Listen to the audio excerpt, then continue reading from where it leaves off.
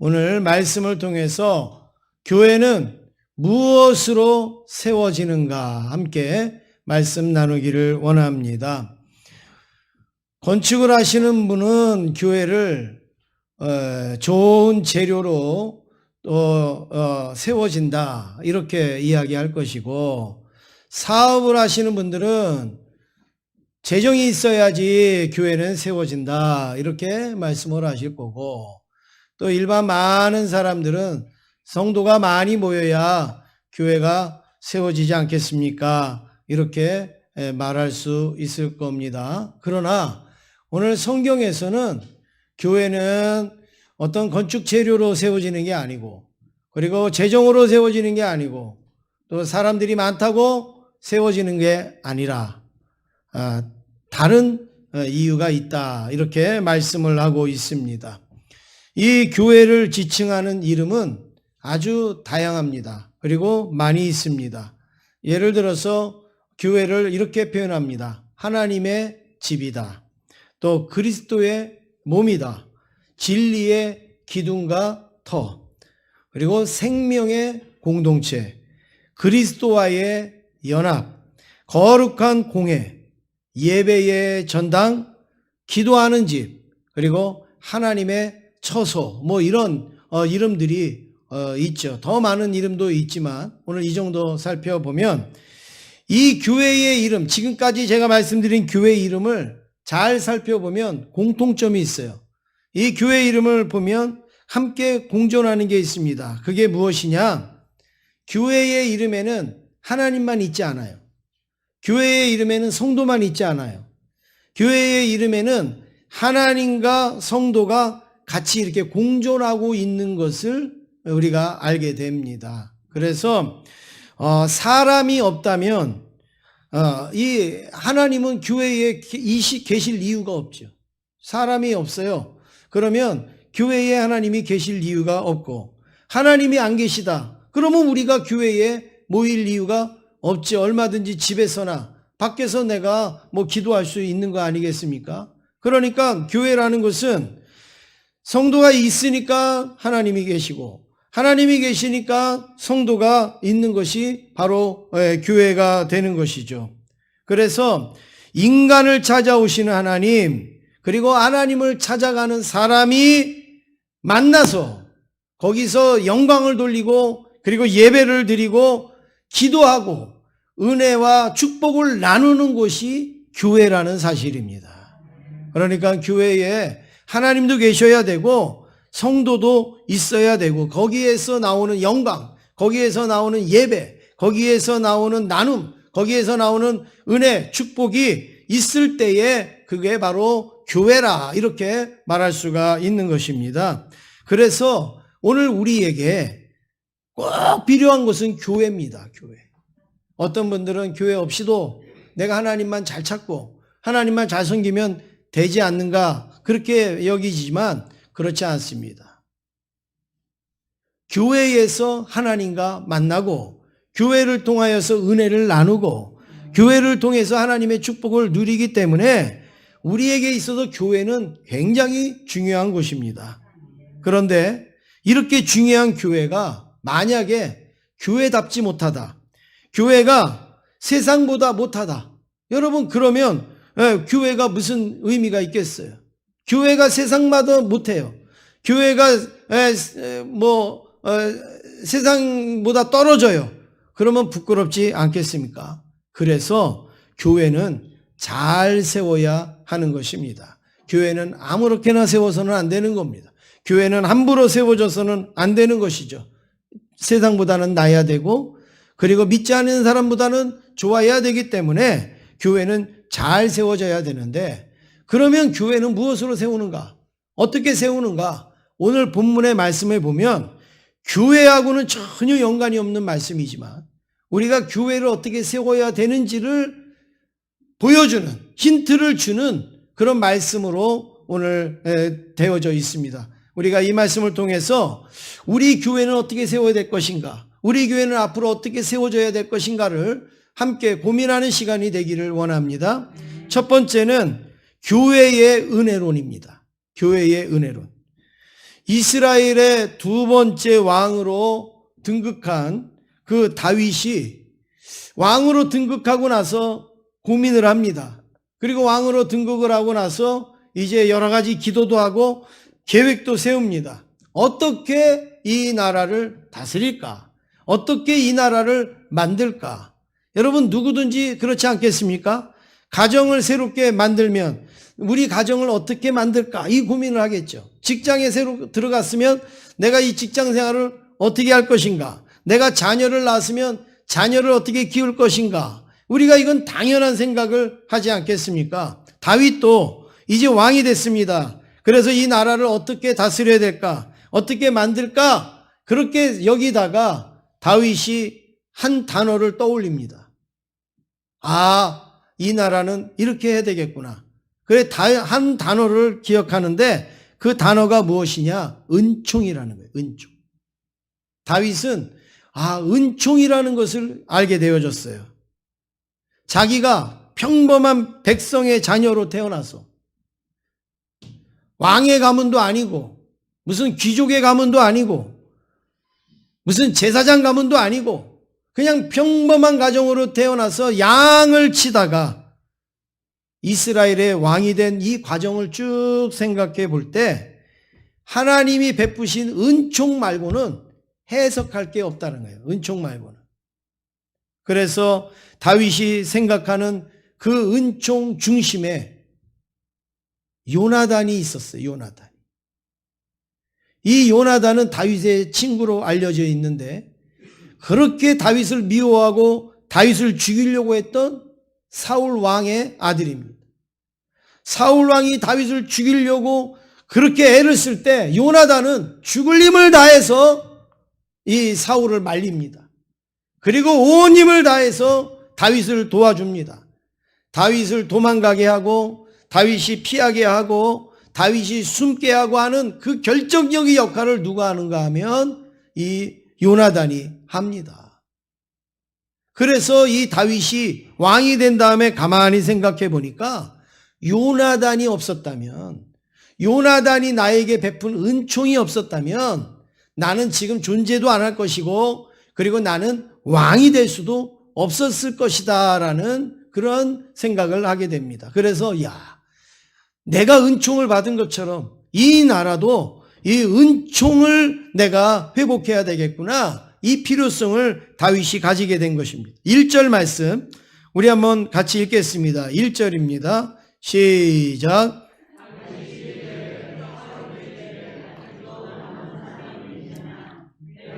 요나단으로 말미암아 그 사람에게 은총을 베풀리라 하니라. 오늘 여기 보면 다윗이 사울의 집에 아직도 남은 사람이 있느냐? 내가 요나단으로 말미암아 그 사람에게 남아 있는 그 사람에게 은총을 베풀겠다 말합니다. 다윗은 요나단만 생각하면 그 은총이 너무 감사한 거예요. 너무 귀한 거예요.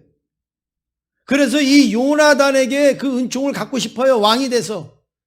내가 왕이 됐으니까 마음껏 갚을 수 있잖아요. 그 요나단에게 내가 은총을 갖고 싶은데 안타까운 것은 사울과 요나단이 전투에서 죽었어요. 지금 이 세상에 없어요. 다윗 앞에 없어요. 그러니까 요나단에게 은총을 베풀래야 베풀 수가 없어요. 이제 요나단은 죽었기 때문에 그 요나단에게 은총을 베풀 수 없어요. 그래서 이제 다윗이 생각하다가 그러면 요나단의 가족 중에 요나단의 자녀든 요나단의 형제든 요나단의 누구 가족 중에 살아있는 사람이 있느냐 한번 조사를 해봐라. 한번 찾아봐라. 거의 불가능한 일이죠. 왜냐하면 왕권이 바뀌면 여러분 어떻게 됩니까? 다 그 왕족들은 멸해지는 거예요. 아주 이렇게 좋은 관계로 바뀌면 모르지만 그렇지 않으면 다 왕권이 바뀌면 다 멸하게 되지 않습니까? 그런데 사울은 어떤 사람입니까? 10여 년 동안 다윗을 죽이려고 그렇게 노력했던 왕. 이거는요 누구나 다 아는 거예요. 그러니 이 사울이 죽고 요나단이 죽음으로 인하여서 사울의 가문은 완전히 멸절당하는 거예요. 뭐 다윗이 명령을 내려서가 아니라 사회의 그 어떤 현상이 그렇게 되어져 있는 거 아닙니까? 그래서 아무도 없겠지만 혹시라도 다윗이 누가 요나단의 가족 중에 살아있는 사람이 있느냐 그렇게 찾아보라고 명령을 할 때에 발견한 자가 하나가 있었어요. 그것은 누구냐? 바로 무비보셋. 오늘 본문에 나오는 무비보셋이. 근데 이 무비보셋이 어떤 존재였습니까? 사울의 요나단의 아들인데 요나단이 죽었다는 소식을 듣고 이제 요나단의 가문은 놀라가지고 막 다 도망가고 또 와서 죽이고 하는 일들이 있잖아요. 그때 이 무비보셋은 어린 꼬마였어요. 그래서 유모가 들쳐없고 도망을 가려고 확 가다가 떨어뜨려 갖고 이 두 다리에 충격을 받아서 두 다리를 다 못 쓰는 거예요. 걷지를 못하는 거예요. 누가 나를 옮겨주지 아니하면 아무데도 갈 수도 없고 할 수도 없는 그런 신세가 이 무비보셋이 됐어요. 이런 무비보셋을 몰래 숨겨놓고 그리고 지금까지 지내왔는데 무비보셋이 있다는 소식을 들었어요. 어떻게 보면 무비보셋이 살아있는지 알았을지도 모릅니다. 그전에도. 그런데 왜 거기에 신경을 안 썼겠어요? 두 다리를 다 못 쓰니까 무비보셋이 무슨 뭐 큰 일을 할 수가 없는 거예요. 그러니까 어떻게 보면 별다른 조치나 이런 방법을 구하지 아니하고 있다가 다윗이 이야기를 하니까 이 무비보셋을 문제 찾아내는 거죠. 6절 말씀 우리 같이 읽겠습니다. 6절입니다. 시작. 사울의 손자 요나단의 아들 무비보셋이 다윗에게 나와 그 앞에 엎드려 절하매 다윗이 이르되 무비보셋이여 하니 그가 이르기를 어서서 당신의 종이니이다. 예. 이 무비보셋이 살아있다라는 소리 듣고 왕궁으로 불러드립니다. 무비보셋이 다윗 왕 앞에 서 있습니다. 다윗이 이제 무비보셋에게 이야기를 합니다. 네가 무비보셋이냐? 그랬더니 왕이여 제가 여기 왔습니다. 나는 당신의 종입니다. 여러분 이때 무비보셋의 심정이 어땠겠어요? 이때 무비보셋의 마음이 어땠겠어요? 와 나는 이제 살았다. 나는 이제 난 다윗 앞에 왔다. 여러분 신났겠습니까? 아니죠. 이제 나는 죽었구나. 이제 내 인생은 다 끝났구나. 이제 드디어 다윗이 나를 찾아냈으니 이제 나는 살 소망이 없겠구나. 얼마나 무서웠겠어요. 얼마나 두려웠겠습니까? 그래서 이 다윗이 이제 무비보셋을 부릅니다. 네가 무비보셋이구나. 이렇게 얘기했지만 무비보셋은 두려워하는 시간이었지만 인생 전체로 볼 때는 무비보셋이 은총을 입기 시작하는 시간이에요. 다윗의 은총을 받기 시작하는 시간이 지금 다윗과 만나는 이 장면에서 시작되고 있습니다. 여러분 이 원리가 교회에도 그대로 적용이 됩니다. 교회라는 단어는 헬라어로 여러분이 아시는 분도 있겠지만 에클레시아 이러잖아요. 예, 교회는 헬라어로 에클레시아입니다. 이 에클레시아라는 이 뜻이 세상 가운데서 불려낸 모임이다. 그러니까 세상으로부터 부름을 받은 자들의 모임. 이게 에클레시아예요. 그러니까 오늘 여러분들이 전부 누구냐면 에클레시아예요. 세상에서부터 우리가 이렇게 하나님의 부르심을 받고 모인 자들. 이게 바로 에클레시아, 교회라는 그런 의미인데 누가 세상에서 불러내죠, 우리를? 누가 우리를 불러냈습니까? 옆집 아저씨가 불러냈습니까? 누가 불러냈어요? 하나님이. 무비보셋을 누가 찾아냈습니까? 누가 찾아냈습니까?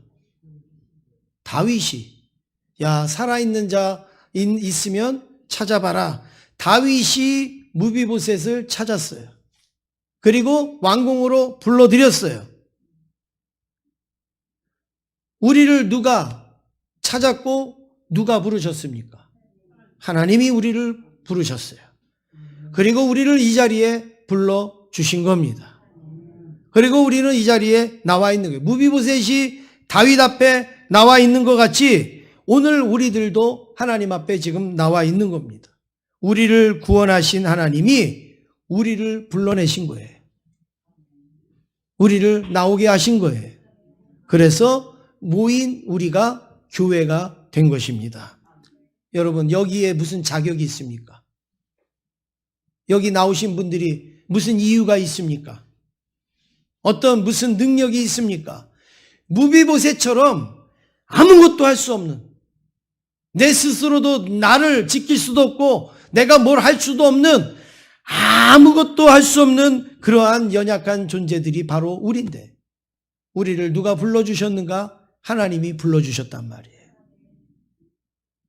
부모님을 통해서 불러주셨든, 자녀를 통해서 불러주셨든, 친구를 통해서 불러주셨든, 우리는 하나님께서 우리를 불러주셨기 때문에 나온 거예요. 그러므로 오늘 이 자리가 은총의 자리예요. 이 자리가 은혜의 자리라는 말씀입니다. 여러분, 하나님 앞에 나와 있는 것 이 자체가 우리가 어떤 큰 복을 받고 어떤 축복을 누려서가 아니라 그냥 우리는 나올 수 없는 자, 무비보셋과 같은 그런 불쌍한 자들이지만 하나님께서 우리에게 은혜를 주시려고 불러주셔서 우리가 이 자리에 나왔기 때문에 이 자리가 은총의 자리고 이 자리가 은혜의 자리입니다. 오늘 본문 1절과 3절과 7절에 보면 은총이라는 단어가 계속 나옵니다. 계속. 은총이라는 단어가 계속 나와요. 도배를 하고 있습니다. 그렇습니다. 좋은 교회도 뭐로 세워지는가? 은총으로 세워지는 것입니다. 은총의 다른 말이 무엇이죠? 은혜, 은혜. 자격 없는 자가 은혜로 부르심을 받은 곳, 이게 바로 교회입니다. 여러분, 성도들이 무비보셋의 심정을 가질 때에 교회는 은혜로 세워질 수가 있어요. 오늘 여기 이 자리에 있는 저나 여러분들이 전부 내가 이 무비보셋과 같은 심정으로 하나님 앞에 나올 때 우리 교회는 좋은 교회가 될 수가 있어요. 은혜가 없는 교회, 그러니까 은총이 없는 교회, 내가 하나님의 은총으로 부름을 받았다라는 이 믿음과 확신이 없는 교회는 좋은 교회가 될 수가 없습니다. 건물이 커도 재정이 많이 있어도 사람들이 많이 모여도 하나님의 은총이 없는 교회는 좋은 교회가 될 수가 없어요. 이런 이야기가 있습니다. 어느 날 은총을 아주 잘 설명해 주는 이야기인데요. 어느 날 이제 젊은 나그네가 저수지가 있어서 그 저수지 앞으로 딱 가서 막 그 저수지에 가서 건너려고 하는 거예요. 그러니까 그 옆에 있던 노인이 여보게 그 저수지에는 들어가면 나오지 못하네. 그러니까 들어가지 말라고. 에이, 할아버지, 내가 수영을 얼마나 잘하는데요. 나 괜찮아요. 그리고서 그 저수지로 막 들어갑니다. 그런데 조금 들어가다가 이 저수지가 늪이에요, 늪. 그래갖고 막 빨려 들어가는 거예요. 막 허우적허우적 되니까 할아버지가 구명조끼를 확 던져주고 그리고 그것을 이렇게 잡아당겨서 건져줍니다.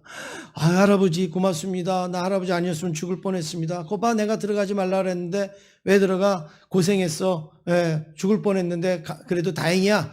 그리고서 할아버지가 그러니까 내가 과자 줄 테니까 이거 먹고 힘을 내. 그리고서 과자를 딱 줍니다.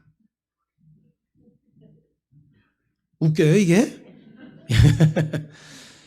그런데 또 조금 있다가 또 다른 젊은이가 또 저수지로 막 가는 거예요. 이 노인이 거기 들어가면 안 된다고 죽는다고. 그런데도 괜찮다고. 나도 수영 잘한다 그러면서 막 들어가는데 또 들어갔다가 허우적거려요. 그래서 노인이 또 줄을 던져서 건져줍니다. 그래서 할아버지 감사합니다. 내가 죽을 뻔했습니다. 거봐, 내가 들어가지 말라 그랬잖아. 그러면서 초콜릿을 탁 주면서 이거 먹고 기운 차려. 또 조금 있다가 다른 젊은이가 또 그 저수지로 막 들어갑니다. 들어가지 말라고 그러는데도 또 들어가요. 그래서 막 허구적거려 갖고 막 죽으려고 그러는데 할아버지가 또 건져줍니다. 할아버지 감사합니다. 나 죽을 뻔했는데 살려주셔서 고맙습니다. 거봐, 내가 들어가지 말라 그랬잖아. 너 힘들었지? 그러면서 사탕을 딱 줍니다. 이 젊은이가 이 사탕을 딱 봤더니 할아버지. 먼저 저 사람들은 초콜릿 주고, 저 사람은 과자 주고, 나는 눈가 사탕 하나 주냐고. 할아버지 이렇게 사람을 차별을 해요? 그러면서 막 따지는 거예요. 그랬더니 이 할아버지가 다시 저수지에다 확 밀어 넣는 거예요. 그래갖고 빠져갖고 막 허우적거 살려달라고. 그러는데 할아버지가 뭔가 하나 휙 집어 던져줘요. 종합 선물 세트를 던져줘요. 네. 여러분 저수지에 빠져서 죽으면서 종합 선물 세트 저 받으면 뭐 하겠어요? 내가 살았으니까 초콜릿도 필요하고, 살았으니까 사탕도 있고 과자도 있는 거지. 사는 것에 대해서 감사해야 되고, 건져진 거에 대해서 감사해야지. 누구는 초콜릿 받았고 나는 사탕 받았고 그거를 말할 이유가 없지 않습니까? 이게 얼마나 불행하냔 말이에요. 우리는 내가 사는 것에 대해서는 생각 안 하고 나는 초콜릿 받았느냐, 나는 사탕 받았느냐, 이런 것만 생각하는 거예요. 여러분 오늘날의 교회가 만약에 이렇게 여겨지면 여러분 그 교회가 좋은 교회가 되겠습니까? 내가 구원 받았습니다. 내가 하나님으로부터 부름을 받았습니다. 내가 하나님으로부터 건짐을 받았습니다라는 고백이 있는 교회가 좋은 교회라는 말이에요. 교회는 구원의 은총으로 나오는 곳이지 이것저것 바라는 곳이 아닙니다. 교회는 인정받거나 아니면 또 때로는 사업을 잘 되게 하거나 아니면 내가 가서 많은 사람들하고 교제하고 사귀려고 하는 거나 아니면 또 내 취미 생활을 영위하는 거나, 여러분 그러려고 교회를 나오는 게 아니에요. 교회는 내가 죽었던 내가 하나님의 은혜로 살아났습니다 하는 자들이 모이는 곳이 교회라는 것입니다. 내가 왕년에 뭘 했느냐가 아무 중요한 게 아니에요. 내가 지금 무슨 일을 하고 있느냐가 아무 중요한 게 아니에요. 내가 얼마나 가졌느냐 그게 그렇게 중요한 게 아니에요. 가진 게 없어도, 배운 것이 없어도, 그리고 내가 때로는 병들었다 할지라도 할 수 있는 게 아무것도 없어도 은혜만 있으면 되는 거예요. 은혜만.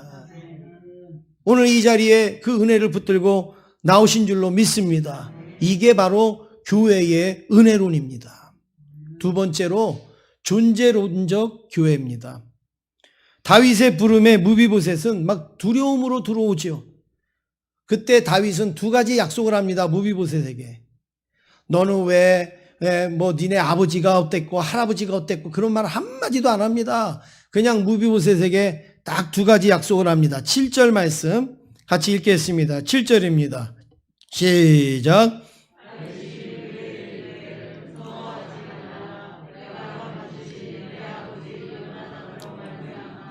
내게 은총을 베풀리라.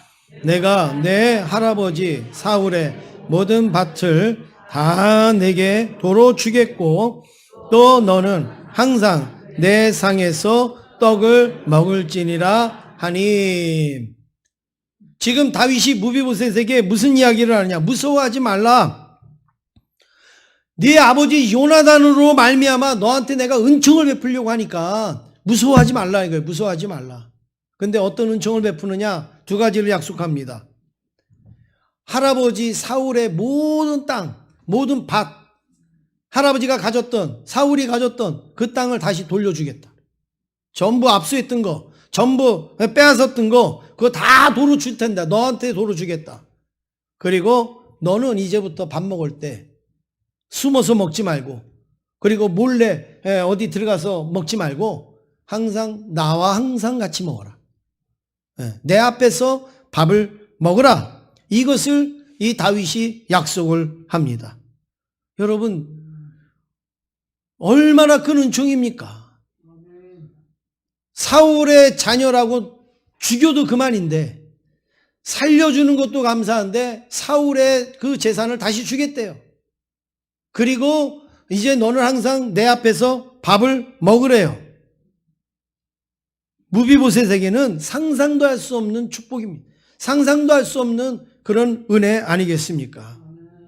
무비보셋이 다윗의 상에서 항상 떡을 먹는다. 여러분 이게 무슨 의미예요? 가족이라는 의미예요. 아들이라는 의미예요. 너는 이제 원수의 아들이 아니야. 사울 원수의 손자가 아니야. 너는 내 아들이야. 너는 이제 내 가족이야. 그러니까 나하고 밥을 같이 먹어. 이거예요, 이거. 여러분, 이제 이 무비보셋은 다윗의 왕자처럼, 다윗의 자녀처럼 지금 인정을 받는 그 약속을 다윗이 했다라는 사실입니다. 지금까지 무비보셋은 얼마나 비참한 삶을 살았겠습니까? 할아버지 사울도 죽었고, 아버지 요나단도 죽었고, 그리고 이제 나라도 이제 다윗의 나라가 됐어요. 그리고 자신들은 역적이 돼가지고, 그리고 이제 어디 어두운 데서 진짜 내가 발각이 되어지면 나는 죽을 수밖에 없는 그런 존재. 거기다가 내가 마음껏 살지도 못하는, 두 다리를 다 쓰지 못하는 그런 모습으로 지금까지 살아왔는데 얼마나 비참한 인생을 살았습니까? 그런데 이제 다윗이 항상 자기 밥상에서 같이 밥을 먹으라는 거예요. 이제 너는 내 아들로 삼겠다라는 겁니다. 여러분, 얼마나 놀라운 은혜입니까? 이때 이 무비보셋이 자기의 존재를 다윗에게 고백합니다. 자기의 존재를 다윗에게 말합니다. 8절 함께 읽겠습니다. 8절입니다. 시작.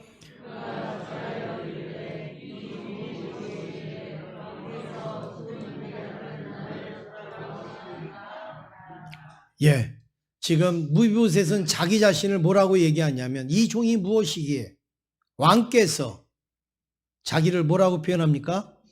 죽은 개 같은 나를 돌아보시나이까. 이거 우리가 발음하기도 안 좋잖아요. 그죠? 죽은 개 같은 나를 돌아보시나이까. 자기를 지금 뭐로 비유하고 있어요? 개로. 사람들이 남을 가장 나쁘게, 그리고 남을 가장 모욕스럽게 이야기할 때 동물에다 비교하잖아요. 사람을. 그렇죠? 동물에다 비유해. 그런데 지금 이 무비보셋은 남을 이야기하는 게 아니라 자기 자신을 뭐에다 비교하냐면 개에다 비교해. 개에다. 그런데 그 개도 살아있는 개가 아니에요. 죽은 개.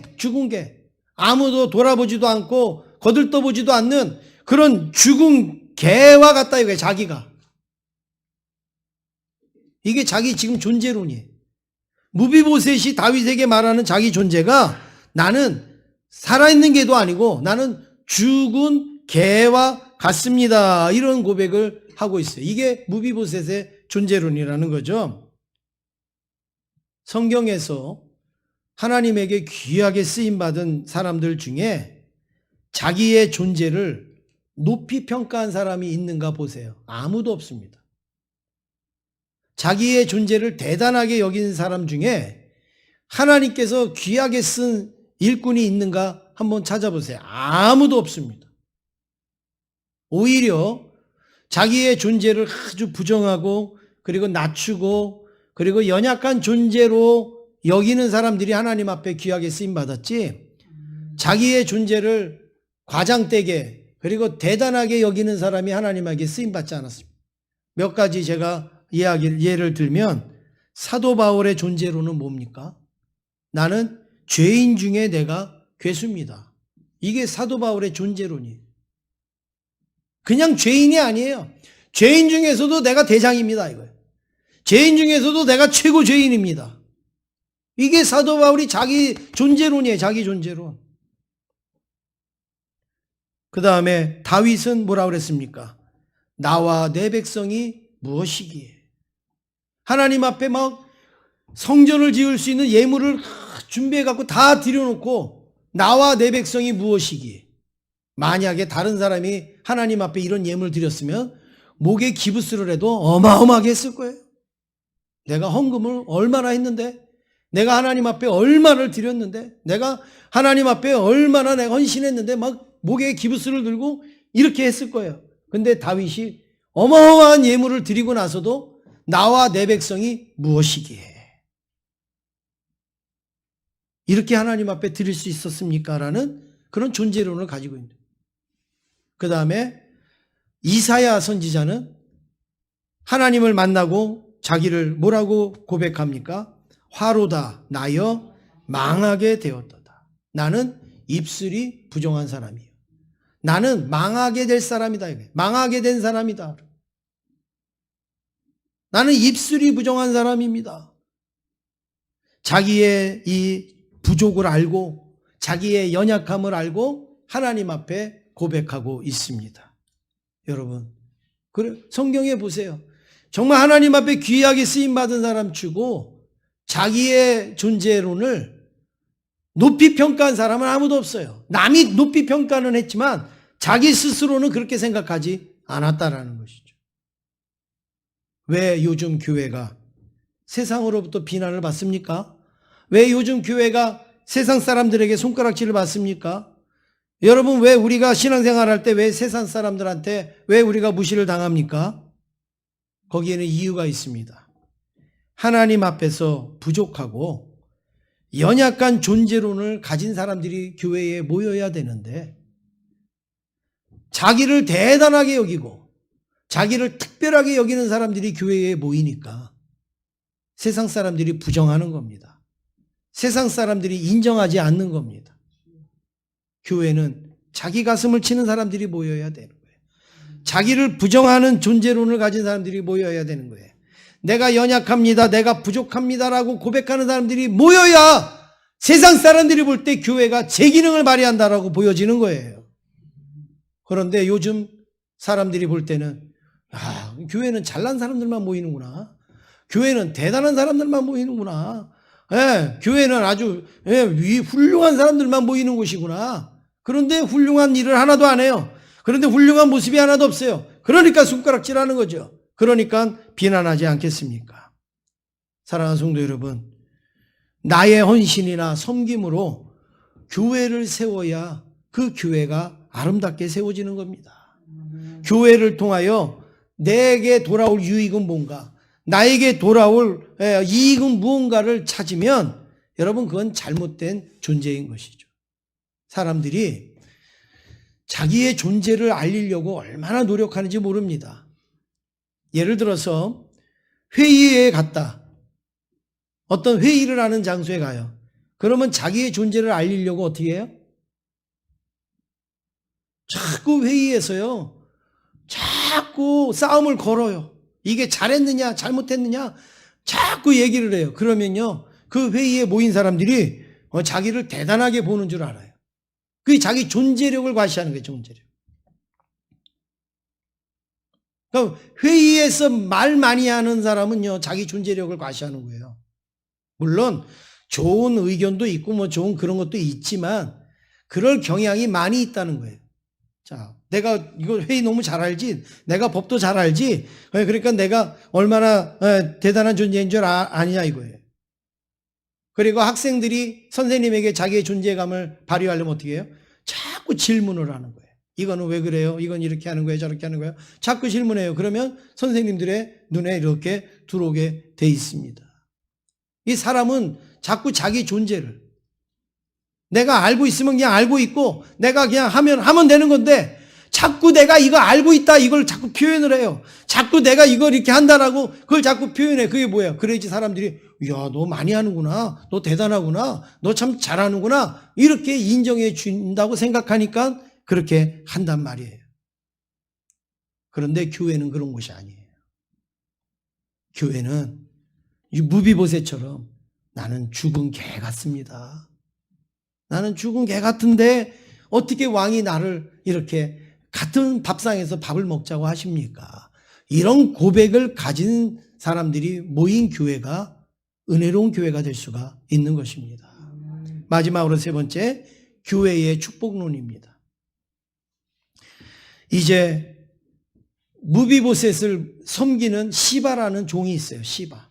그래도 왕가인데 무비보셋이 어렵지만 무비보셋을 돌보던 시바가 있어요. 이 시바를 다윗이 부릅니다. 그리고 이 시바에게도 이렇게 명령을 합니다. 10절 말씀 같이 읽겠습니다. 10절입니다. 시작.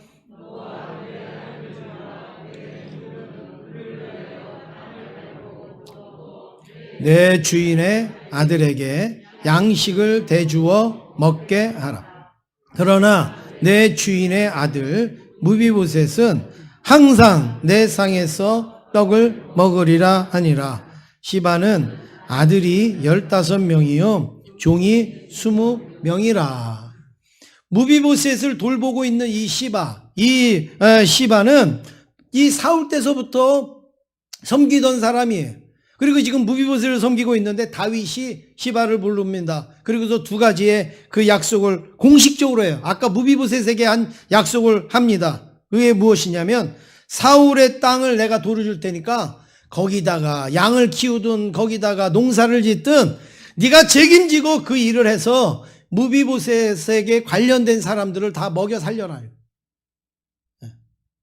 내가 관여 안 할 테니까 네가 그 무비보셋에 관련된 그 사람들을 네 종도 있고 하니까 다 먹여 살려라. 여러분 이게 얼마나 대단한 일입니까? 그리고 무비보셋은 이제 나하고 밥 먹을 거야. 이제 내 상에서 항상 밥을 먹을 거야. 지금 이 다윗은 무비보셋하고 1대1로 이야기하는 게 아니라 시바를 불러놓고 모든 사람들 앞에서 공식적으로 이렇게 지금 선포를 하고 있습니다. 무비보셋은 자기 말대로 자기는 죽은 개와 같지만 다윗으로부터 어마어마한 축복을 받지 않습니까? 할아버지의 땅을 다시 찾고 그리고 자기는 왕의 아들처럼 되었습니다. 11절 말씀 우리 같이 읽겠습니다. 11절입니다. 시작. 시바가 왕께 이르되 내 주 왕께서 모든 일을 종에게 명령하신 대로 종이 준행하겠나이다 하니라. 무비보셋은 왕자 중 하나처럼 왕의 상에서 먹으니라. 이제 시바가 알았습니다. 그렇게 하고 무비보셋은 이제 왕자 중 하나처럼 왕의 상에서 이제 먹고 마시게 되었다라는 것입니다. 사랑하는 성도 여러분, 무비보셋이 지금 이런 축복을 누릴 수 있는 것은 어떤 노력을 했죠? 무비보셋이 어떤 노력을 해서 다윗에게 맨날 편지 썼을까요? 아니면 사람을 시켜갖고 다윗의 마음을 살려고 했을까요? 아니면 뭐 다윗에게 막 뭔가 뭐 이런 일을 꾸며가지고 지금 다윗에게 인정을 받았을까요? 아니에요. 무비보셋이 이렇게 되어진 것은 바로 그냥 축복이에요. 축복. 무비보셋이 한 건 아무것도 없어요. 그런데 누리는 건 지금 어마어마한 걸 누리고 있지 않습니까? 이게 축복이에요. 은총으로 인하여 얻어지는 축복. 교회가 이렇습니다. 교회는 아무나 나올 수 없습니다. 내가 노력해서 나올 수 있는 것도 아닙니다. 교회는 허물과 죄로 죽었던 무비보셋의 고백처럼 죽은 개와 같은 우리의 존재가 예수 그리스도의 십자가 은혜로 구원받아야 나올 수 있는 것이고 그리고 하나님의 자녀로 부름을 받아야 나올 수가 있는 곳이 교회인 것이죠. 그런 자들이 모였을 때에 하나님이 무비보셋에게 그 가족들에게 베풀어 주신 그 축복을 누리는 것처럼 오늘 우리들도 하나님이 주시는 그 축복을 누리게 되는 것입니다.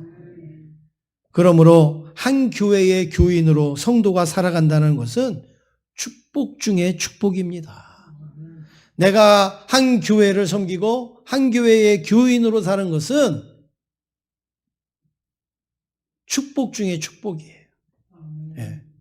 나올 수도 없는 존재, 교회에 소속될 수도 없는 존재인데 하나님께서 우리를 여기 불러내 주셔서 무비보셋에게 축복을 때를 따라서 주는 것처럼 오늘 우리들에게도 얼마나 많은 은혜와 복을 내려 주십니까? 건강으로도 또 우리의 마음으로도 우리의 영적인 생활로도 우리의 삶 속에서 정말 하나님께서 우리에게 주신 축복이 너무너무 크지 않습니까? 이런 축복을 받았습니다라는 고백이 있을 때 교회는 온전히 세워질 수가 있는 것이죠. 무비보셋의 고백을 빌리자면 우리는 죽은 개 같은 존재이지만 하나님의 은총으로 교회의 부름을 받아서 교회에서 하나님의 축복을 마음껏 누리는 자가 오늘 우리인 것입니다. 사랑하는 성도 여러분, 교회가 무엇으로 세워집니까? 교회는 은총을 입은 사람들로 세워집니다. 교회는 자기 자신을 겸손히 고백하는 존재론에 교회는 세워집니다. 교회는 하나님의 축복으로 세워집니다. 이런 교회가, 아름다운 교회, 이런 교회가 능력 있는 교회가 될 줄로 믿습니다. 우리 옆에 있는 분하고 인사하시겠습니다. 우리 교회가 그렇습니다. 인사하겠습니다.